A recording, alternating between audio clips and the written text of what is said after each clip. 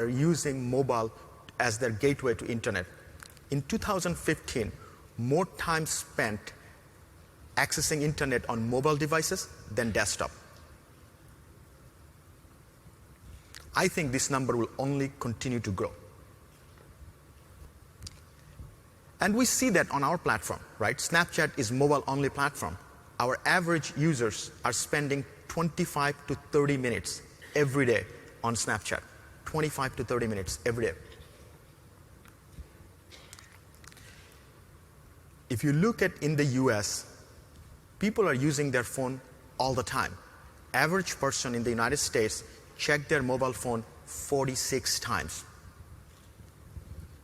But this smartphone uses even more ingrained for the younger people. If you look at the demographic between 18 to 24 years old, that's where the many advertisers are trying to reach. They use their mobile phone 74 times a day. 74 times. And we see that in our data. Like if you look at Snapchat, our average users use the Snapchat application more than 18 times a day. Almost every waking hour, they're coming to Snapchat app to connect with their friends, to see their friends' stories, or using our camera app to create content. So what does that mean? This growth in mobile revolution is fundamentally changing how people create content and how people consume content. Look back 30 years ago, in 1980.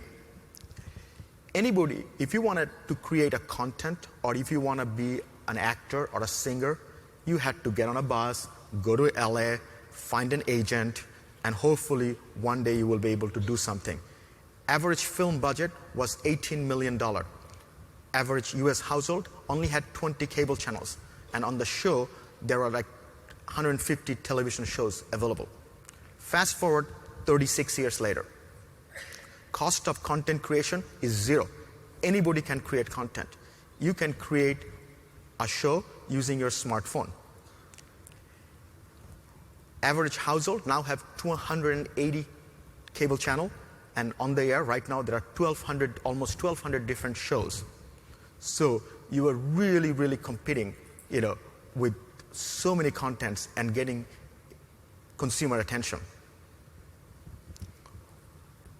When I was growing up, my dad's favorite actress was Audrey Hepburn. He would watch Roman Holiday. When I grew up, Julia Roberts, Pretty Women. Now most of your kids are watching PewDiePie. 8 out of the top 10 most popular personalities among teens are YouTube creators. Going back to the whole point that content consumption and creation is completely changing. Another area that content consumption and creation is changing is the viewing habit. Old days, if you would go to work, you come home, have dinner, sit down in front of television and watch TV. Then came along DVR, so time shifted. So you decide when you want to watch. Now, it's all about on demand, whenever you want, whatever you want. Here's an interesting stat. In 1980s, the most viewed season finale was MASH. 125 million people watched it. 10 years later, most viewed TV show was Cheers. 94 million people watched it. Let's move forward another 10 years. It was Friends. Everybody loved Friends.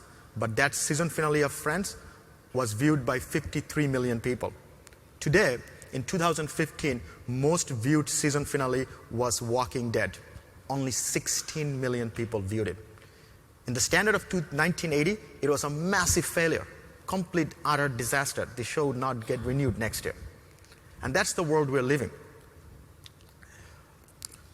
So all of this means that we need to figure out, as a publishers, how to create content so that we can better compete in this new world of mobile. Remember the saying that people used to say, that I wish I had more time in my days? Now you do. Because the average users are now multitasking, average Americans now spend 31 hours of activities a day. But this multitasking also has challenges. It's fundamentally reduced attention to span.